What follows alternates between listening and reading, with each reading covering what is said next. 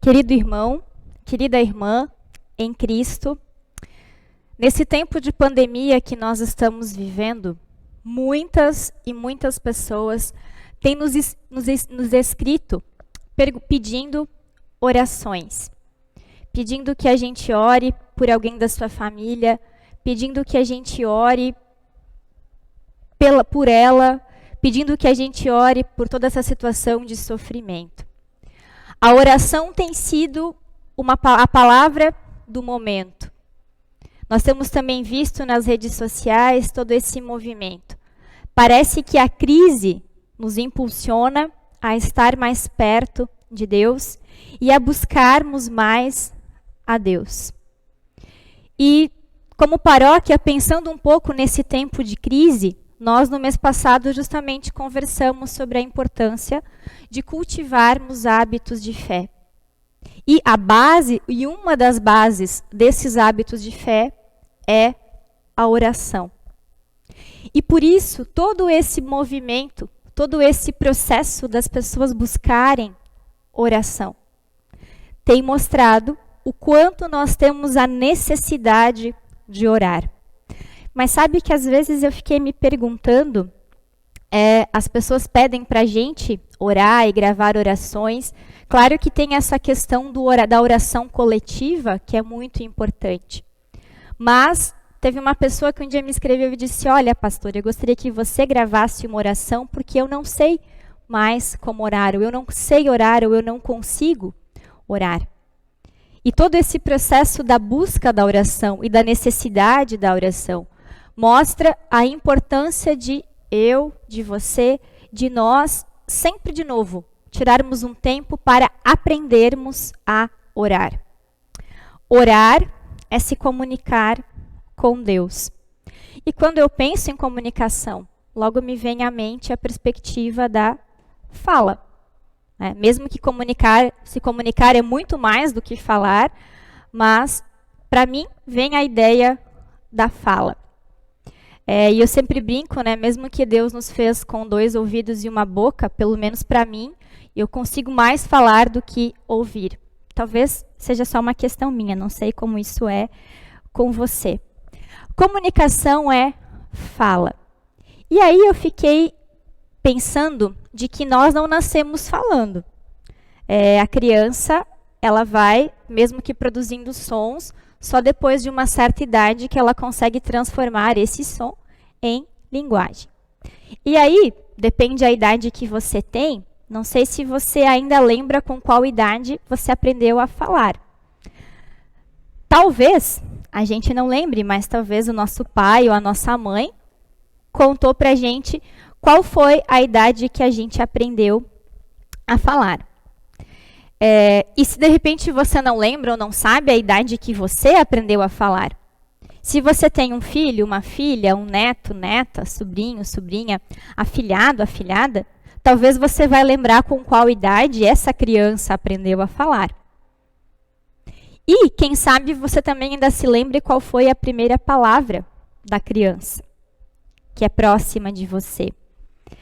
E sobre essa questão da primeira palavra, é bem interessante porque muitas mães dizem que as primeiras palavras que a criança diz é papai. E muitas ficam muito frustradas, né? Porque tem a história de carregar no ventre os 9 meses, de amamentar, e a primeira palavra que a criança diz é papai e não é mamãe. Isso é muito interessante, né? De que as crianças aprendem a falar primeiro papai ao invés de mamãe. Talvez porque papai é mais fácil, as sílabas, não sei. Nossa filha Verônica não chegou para nós como um bebê. Então, nós não sabemos qual foi a primeira palavra que ela disse. Mas eu fiquei refletindo sobre essa pergunta, qual foi a primeira palavra dela que marcou a nossa convivência, a nossa vida como família. E aí me vieram 2 momentos. O primeiro foi quando nós nos conhecemos, quando a gente foi conhecer a Verônica, e ela mesmo meio tímida, sussurrou no meu ouvido a sua música favorita, que na época era Let It Go, ou Livre Estou, da Frozen. E as outras 2 palavras, que para nós foram muito especiais, foi o momento onde ela deixou de nos chamar de tio e tia, para nos chamar de pai e mãe.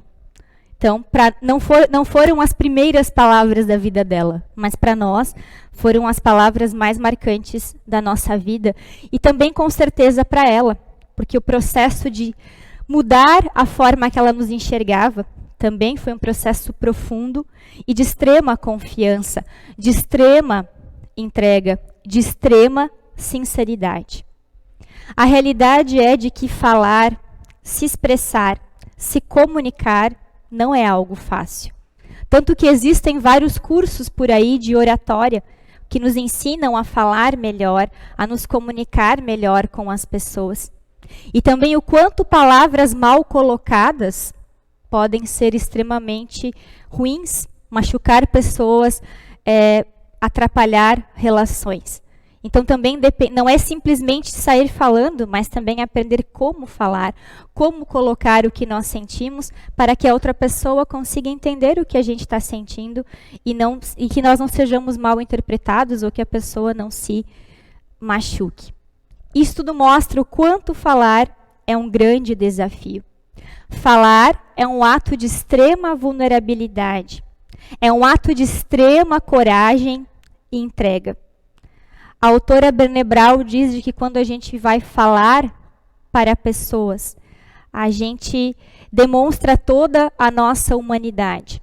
Eu posso aqui ter um texto totalmente escrito, uma coisa é eu ler o texto. Agora, ao falar para pessoas, a gente precisa também ter um ato de coragem, de entrega e de confiança. E isso é um ato de extrema vulnerabilidade. Eu já sou pastora há 7 anos, e todas as vezes, antes de começar o culto, de começar uma reunião, de começar qualquer momento onde eu preciso falar, o meu coração parece que vai sair pela boca. Até porque, eu não falo somente minhas palavras, mas tenho a missão de transmitir a palavra de Deus. E esse Deus me usa, coloca o seu tesouro em mim, que sou vaso de barro, humana, imperfeita e com tantas limitações. Isso mostra o quanto falar é um ato de vulnerabilidade.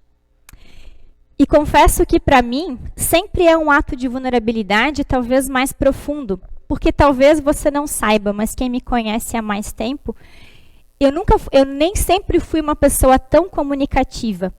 Quando eu era criança, eu tinha vergonha até de pedir o meu lanche na escola, de comprar o meu lanche na escola. Eu pedia para minha amiguinha comprar o meu lanche, porque se a pessoa falava comigo, eu logo ficava toda vermelha. Eu tinha muita vergonha de conversar com as pessoas. E talvez por isso logo eu me enveredei, me atraquei e abracei o mundo dos livros, da leitura, porque aí não era necessário a fala. Mas, com o passar do tempo, e isso mostra o quanto Deus usa, coloca o seu tesouro em vasos de barro, através da participação na juventude evangélica, depois na faculdade de teologia, eu fui perdendo a timidez e criando maior confiança para falar. Mas para mim, falar ainda é um ato de extrema vulnerabilidade e ainda me deixa com o coração acelerado de uma forma bastante intensa. Claro que com o tempo a gente vai aprendendo como controlar. Conta um pouco essa história da timidez, da fala, porque se é um desafio falar com quem nós vemos, falar com outras pessoas, falar para outras pessoas, e até porque a gente pode não admitir, mas a gente muitas vezes se importa o que o outro vai pensar. Será que vai entender o que eu falei? Será que vai gostar do que eu falei? Será que vai se identificar com o que eu falei? Será que vai me achar sincera o suficiente, autêntica o suficiente, verdadeira o suficiente? É um desafio falar com quem nós vemos. Mas eu creio que é um desafio muito maior falar com quem nós não vemos. Então, se é um desafio falar com seres humanos, é muito maior o desafio de falar com Deus que nós não vemos. No ano passado, eu li um livro chamado Ocupado Demais para Deixar de Orar e achei bem interessante, onde o autor diz que nós precisamos conseguir vencer a nossa timidez para falar com Deus. Muitas vezes a gente também tem vergonha, medo de falar com Deus, medo de não usar as palavras certas, medo de que Deus não vai nos escutar, medo de que a gente não esteja indo diante dele com a fé suficiente, medo de que nós não sejamos dignos de falar com Deus, ou medo, quem sabe, da gente pensar, eu tenho uma vida tão boa, o que eu ainda vou pedir ou vou falar para Deus? Mas é necessário vencermos a nossa timidez. Eu precisei vencer a minha timidez e preciso diariamente vencê-la. Não só para comprar o meu lanche lá quando eu era criança e para conseguir outras coisas na minha vida, mas para poder acolher o chamado que Deus me deu, de estar aqui comunicando o Evangelho para pessoas. E agora não só comunicando de forma presencial, mas também tendo que me dispor a fazer algo muito diferente daquilo do qual eu fui acostumada a fazer, que é também entrar nesse universo tão diferente, que é a comunicação virtual, que é estar nesse momento celebrando o culto e não olhando nos olhos das pessoas, mas tendo que olhar para uma câmera e imaginar quais são os olhares, quais são as expressões, quais são as reações. Mas foi necessário que eu conseguisse vencer a minha timidez, para que pudesse atender o meu chamado de testemunhar o Evangelho. É necessário que você consiga superar a sua timidez, para conseguir se colocar na presença de Deus e orar com sinceridade. E não só orar com palavras prontas, ou não só orar porque outra pessoa ora e você escuta, mas orar do fundo do seu coração. E por isso, para superar esse desafio de orar, é necessário dizer: Jesus me ensina a orar, porque sozinha eu não sei orar. Sozinha a minha oração sempre vai ser uma oração tímida, envergonhada, de medo. E quando eu me coloco diante de Jesus e digo: Jesus me ensina a orar, Jesus me responde assim, com a sua palavra, lá de Mateus capítulo 6, versículo 5 até o 9.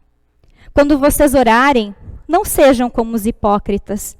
Eles gostam de orar de pé nas sinagogas e nas esquinas das ruas para serem vistos pelos outros.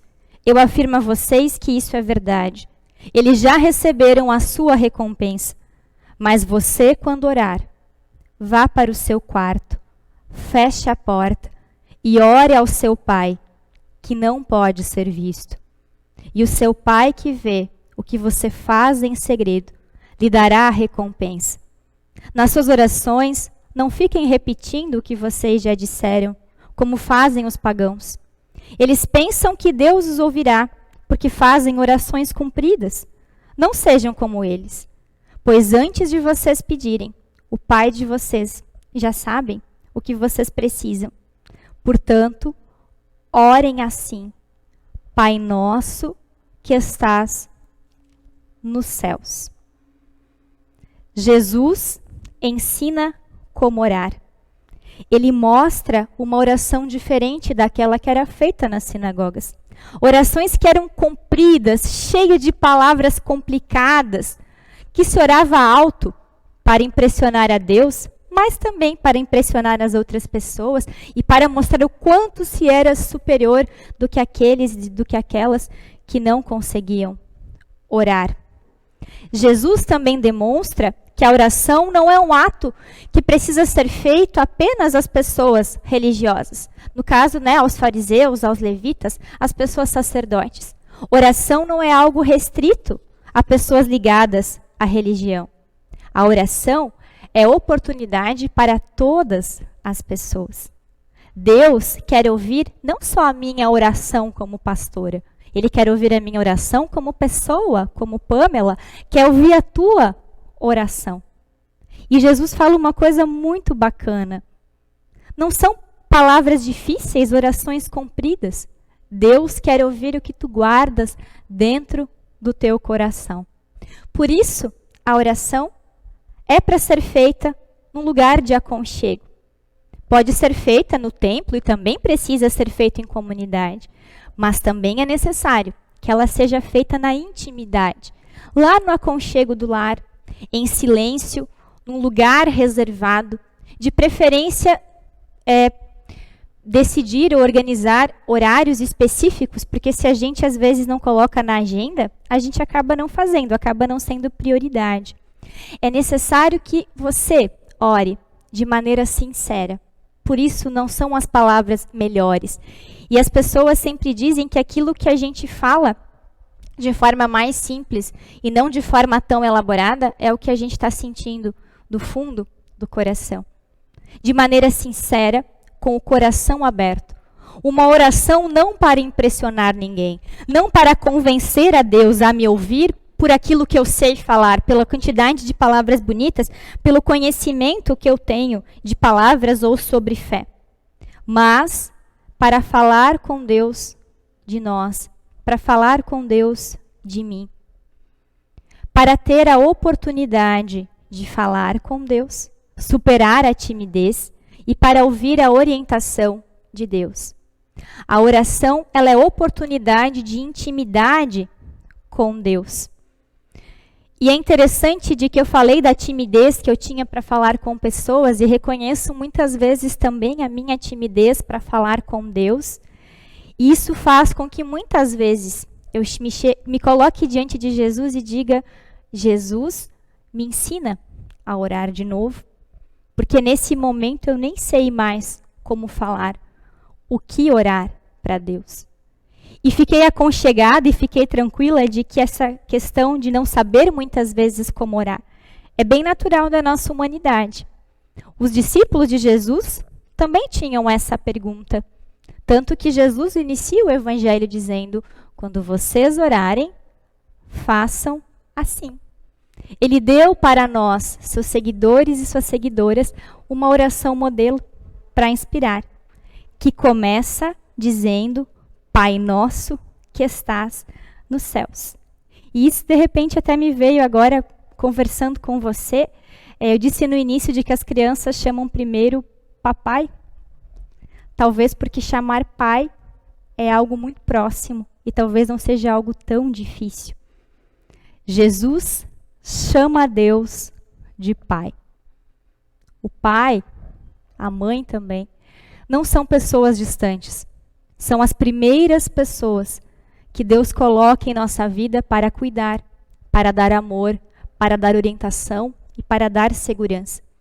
Dizem as pessoas que pesquisam sobre fé, de que a primeira imagem de Deus que nós temos é muito parecida à imagem do nosso pai e da nossa mãe.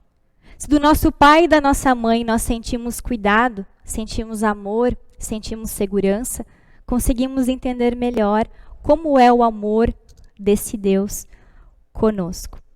Deus é um Deus tão próximo que você, que eu, posso chamar de pai. E não um pai ausente, não um pai relapso, não um pai violento, não um pai bruto, não um pai que não assume a sua responsabilidade. Mas o pai que deveria ser exemplo para todas as pessoas que são pai e mãe. Um pai que te ama muito mais do que você pode imaginar. Sabe aquele pai e aquela mãe que te ama todos os dias? Que te ama nos dias que você faz coisas boas, que você acerta, que você diz, opa, hoje eu dei um show. Mas também aquele pai que te ama naquele dia que nem mesmo você consegue se amar.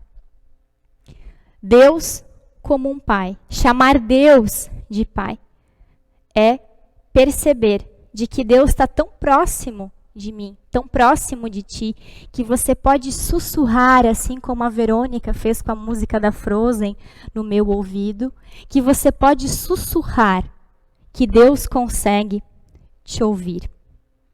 Esse Deus que se torna nosso Pai através de Jesus Cristo. E aqui algo bem importante e bem interessante. Nós não oramos, Jesus não ensina a orar, Pai meu que estás no céu. É Pai nosso que estás no céu. E aí mostra que Deus é Pai e que Deus ama todos os seus filhos e as suas filhas. De novo, todos os seus filhos e as suas filhas, assim como eles são. Quando a gente vira pai e mãe, a gente consegue compreender um pouquinho do que é esse amor de Deus por nós. Nós, quando temos filhos, somos cheios de expectativas. Temos muitos sonhos para os nossos filhos e para nossas filhas. E, no geral, eles não realizam nenhuma parte dessas expectativas. Mas, mesmo assim, através do amor, a gente vai aprendendo a amar, a aceitar, a perdoar e a acolher. Certo dia, conversei com uma membro da comunidade e disse, a Verônica, ela é muito diferente da filha que eu imaginei. Mas ela é a filha que Deus me confiou para cuidar, para educar e para ser um pouco do amor de Deus na vida dela. E aí essa pessoa me disse, é verdade, o mesmo acontece na relação com o meu filho. Ele também é muito diferente da minha expectativa. Ela disse, ele é aquele que Deus me deu para cuidar, mas ele é muito melhor do que aquilo que eu podia esperar. Isso é amor de pai. Isso é amor de mãe. É assim que é o amor de Deus, que Jesus te diz para chamar de Pai Nosso. Esse Deus, que é um Deus próximo, que é Pai, é um Deus que não está no céu, no singular. Não sei se você já parou para pensar sobre isso. Às vezes, na hora de falar rápido Pai Nosso, a gente diz, né? Pai Nosso que está no céu. Mas se você for olhar na Bíblia agora, né, como foi lido, mas também no Catecismo de Lutero ou em outros lugares, a oração do Pai Nosso é Pai Nosso que estás nos céus. E esse S ali não é por acaso. Ele é no plural para dizer que Deus está em todos os lugares. Que Deus não está lá tranquilo somente no céu como lugar geográfico, mas Deus está nos céus, em todos os lugares, bem juntinho dos seus filhos e das suas filhas.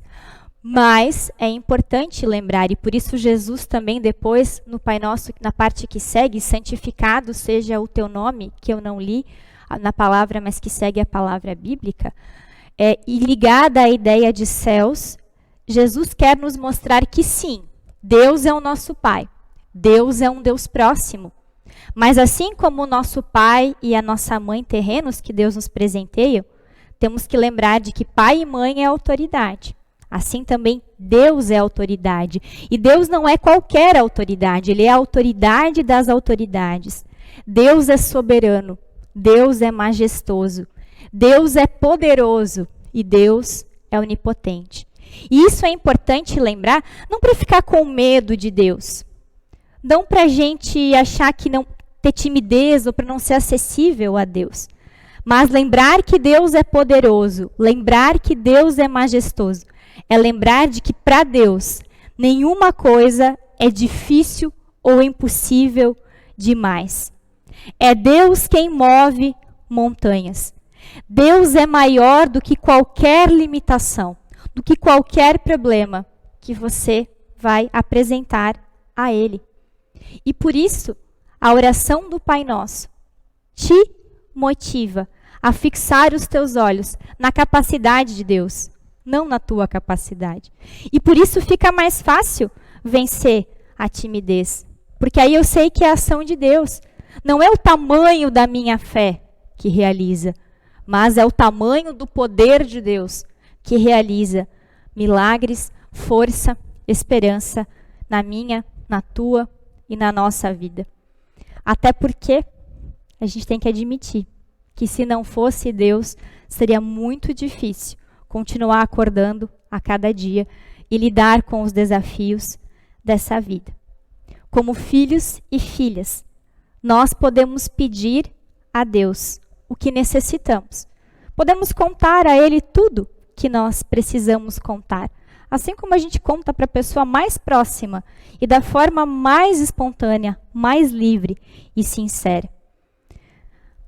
Para conversar com Deus e para chamar de pai, assim como a Verônica nos deixou de chamar de tio e tia para nos chamar de pai e mãe, é necessário ter uma confiança extrema do amor de Deus, de que Deus te escuta, de que Deus te acolhe, de que Deus ouve a tua oração e que Ele não te deixa sem resposta. Claro que muitas vezes a resposta de Deus é diferente da nossa. Assim também é com o pai e com a mãe. Mas sempre é aquilo que nós precisamos, sempre é uma resposta de amor. Por isso, quando a gente diz, Jesus me ensina a orar, e Ele responde, quando você for orar, você é para orar sim, Pai Nosso que estás no céu. Jesus está te dizendo, tu podes orar a Deus sem timidez, sem medo, com confiança e sabendo que Ele está bem pertinho de ti, a ponto que tu pode sussurrar o que tu precisas para Ele, que Ele está te ouvindo. O início da oração do Pai Nosso me faz perceber que orar é falar com Deus. É um desafio? Sim, é um desafio, porque falar é um desafio. Mas é uma fala com simplicidade, com sinceridade. Quando eu oro a Deus, quando tu oras a Deus, é importante que seja, assim como diz a poesia de Fernando Pessoa, sejamos simples e calmos, como os regatos e as árvores, e Deus amar-nos-á, fazendo de nós belos como as árvores e os regatos, e dar-nos-á o verdor da sua primavera, e um rio aonde ir ter quando acabemos. Amém.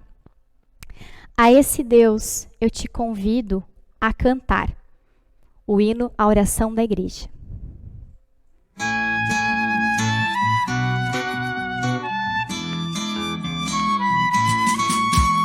Pai, nós te pedimos que nossos corações encontrem sempre em ti o nosso porto seguro, que mesmo em tempestades confiamos em tua proteção, mesmo contra os ventos sigamos em tua direção.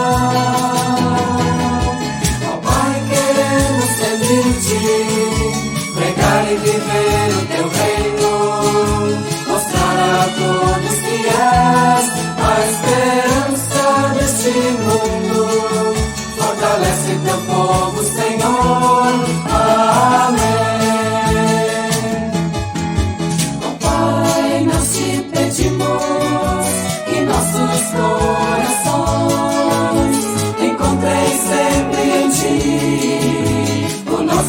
porto seguro. E mesmo em tempestades, confiamos em tua proteção. Mesmo contra os ventos, sigamos em tua direção. Ó Pai, queremos servir-te, pregar e viver o teu reino, mostrar a todos que és a esperança deste mundo. Fortalece teu povo, Senhor. Amém. Amém.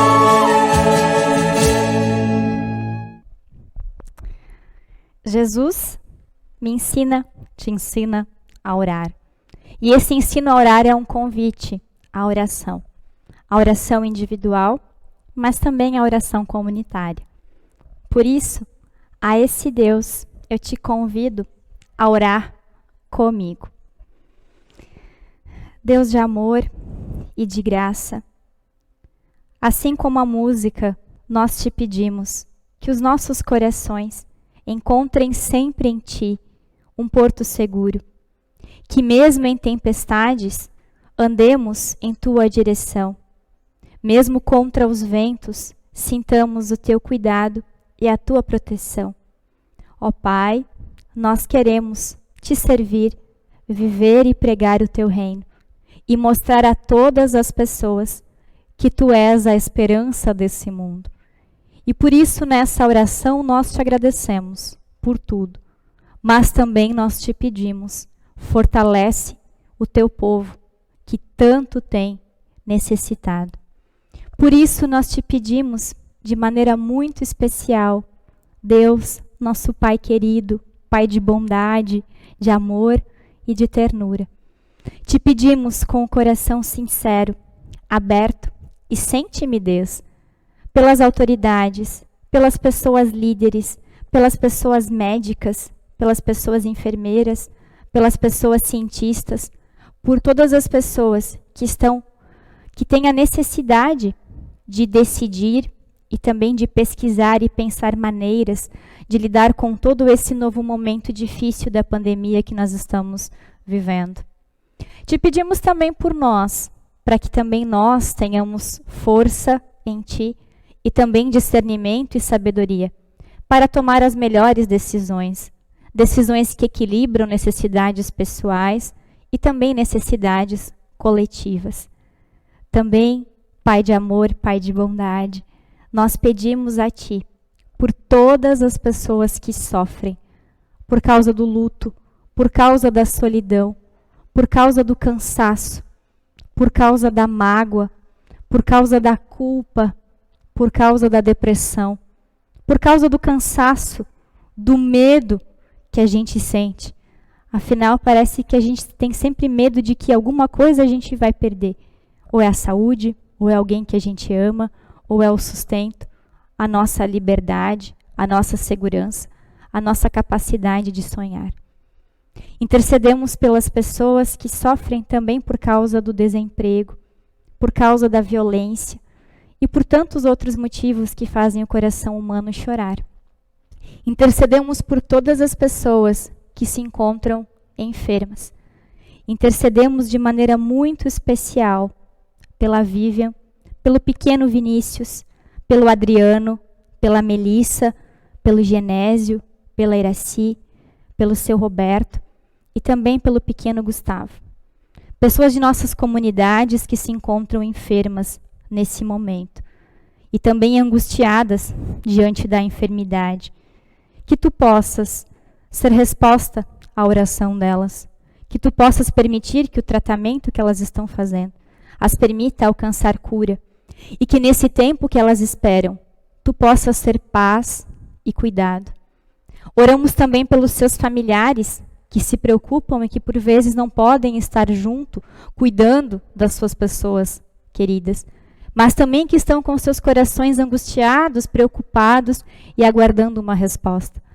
Dê a essas pessoas familiares a tua bênção, a tua paz e a força que vem de ti.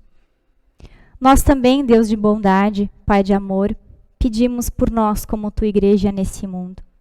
dê também a nós novo ânimo, dê a nós paciência e sabedoria, para que consigamos da melhor maneira possível continuar nos unindo das formas possíveis para orar e para cuidar da igreja que é tua, igreja que foi criada pelo Espírito Santo de Deus com o único objetivo de continuar levando o Evangelho, esse Evangelho de Cristo que é sentido para a minha vida, para a vida de tantas outras pessoas. E é para compartilhar esse sentido e essa força que o teu Santo Espírito cria a igreja. Não só cria, como também mantém e inspira da coragem e da criatividade. Nós também oramos a Ti, querido Deus, compartilhando tudo aquilo que eu trago no meu coração, que as pessoas que acompanham essa celebração trazem em seu coração. E fazemos isso na confiança de que Tu és nosso Pai, Pai de bondade, Pai próximo, Pai de amor. E fazemos isso sabendo de que Tu nos ouves e atende a nossa oração no momento e conforme a Tua vontade. Compartilhamos contigo o que trazemos dentro de nós quando oramos a oração que Cristo nos ensinou a orar, dizendo: Pai nosso que estás nos céus, santificado seja o Teu nome, venha o Teu reino, seja feita a Tua vontade, assim na terra como no céu.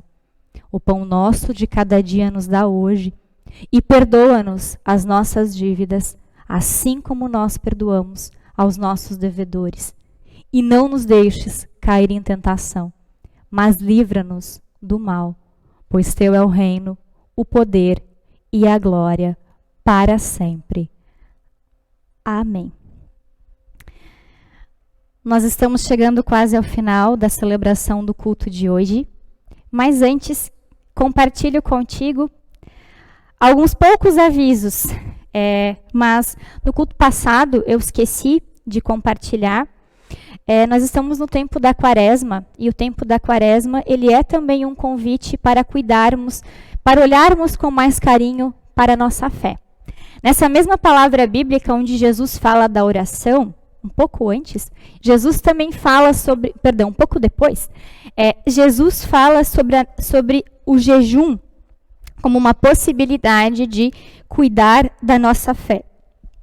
E nós, por isso, como igreja, há alguns anos, temos feito no tempo da Quaresma o jejum diaconal. E o que significa isso? A ideia não é agora que você pare de comer e só viva pão e água ou bolachinha, até porque isso não é saudável, né? Ou mentos, né? Mas a ideia é de que você olhe para a sua vida e pense, o que será que na minha vida está em excesso? Pode ser algo de comida, né? Porque comer é bom ainda mais quando a gente tem que ficar em casa, no ócio, parece que dá mais vontade ainda de comer. Pode ser alguma coisa que você gosta de comer, chocolate, macarrão, pizza, bolo, sei lá, algo que você gosta muito e que você percebe, poxa, tô comendo demais da conta. Quando eu vejo, estou lá comendo aquilo. E aí está fazendo mal para mim, para o meu corpo e para a minha saúde. Ou então, pode ser alguma atitude sua. Por exemplo, poxa, todo dia estou reclamando demais. Então, todo dia estou sendo grosseira com as pessoas. A minha fala não está legal. Todo dia eu vou dormir sentindo de que não fiz o que devia, que não fiz o suficiente. Então, ando pessimista demais. Ando falando muito da vida dos outros. Sei lá, aí você pode olhar para si, né, e pensar o que está demais na sua vida. E aí você faz o esforço de tentar não fazer isso, né? De se abster disso. E você pode, se for comida é mais fácil, mas aí você pode, aquele dinheiro que você compraria, aquela comida maravilhosa, você põe num cofrinho, numa caixinha, e depois esse dinheiro você oferta para o jejum diaconal. Se for alguma coisa mais de atitude, aí você pode pensar quanto vale a tua atitude, né? Se eu deixei fazer isso naquele dia, vou botar tanto lá na caixinha. E uma outra coisa legal também que o Diácono Jaime a gente está tentando fazer, junto à prática do jejum, e até para dar meio que uma motivada, porque às vezes é difícil. Um ano eu fiz jejum de macarrão, aquilo foi muito difícil e sofrido. Mas para te dar uma animada, você pode também pensar assim, além do jejum, que hábito de fé eu quero agregar na minha vida? Por exemplo, o Diácono Jaime está assistindo filmes e documentários que edificam na fé. Eu comprei um livro de devocional de preparar o coração para a Páscoa, que é um devocional a mais que eu agreguei à minha prática de oração. Então, você pode fazer isso paralelo. Mas, mesmo assim, ir guardando um dinheiro para doar para o jejum diaconal, que esse ano tem como destino o Instituto Campos Verdejantes, que tem como foco o cuidado a pessoas com deficiência que perderam as suas famílias, ou seja, pessoas que não têm mais quem cuide delas e que agora precisam de cuidado. E aí a igreja, então, tem esse instituto que ainda está sendo construído, né, Diácono Jaime, ainda está em fase de construção, mas que quando puder ser utilizado, vai ser uma bênção e um sinal do cuidado de Deus na vida dessas pessoas. Sobre os próximos cultos, nós ainda não temos informações, nós estamos aguardando o que vem do governo do estado. Se o lockdown de final de semana não vigorar mais, mantém-se os cultos como estão no plano de culto. Se o lockdown permanecer, nós então nos encontramos da mesma forma do que hoje. Mas aí a gente pede um pouco de paciência, que vocês aguardem o nosso comunicado nas redes sociais. E se tiverem dúvida, vocês podem ligar para a Marili, falar com ela, ou mandar um WhatsApp para a gente também, ou para a Marili, que o telefone da paróquia também tem WhatsApp, e você pode conversar para tirar qualquer dúvida. Nós estamos à disposição para responder. Uma outra coisa também que a gente quer agradecer muito, muito, muito, vocês já estão vendo que hoje é o segundo culto que a gente está com equipamento de transmissão diferente. E aí nós queremos agradecer a você, porque graças à sua contribuição financeira com a paróquia, ou graças às suas ofertas, foi possível que a gente pudesse investir. Todo esse equipamento teve o valor de quase R$ 1.500.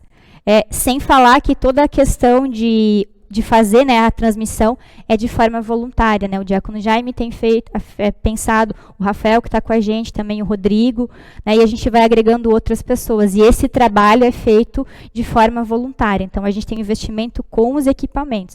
Então, a gente também agradece a contribuição em dinheiro, mas também a contribuição com o tempo, com a disposição.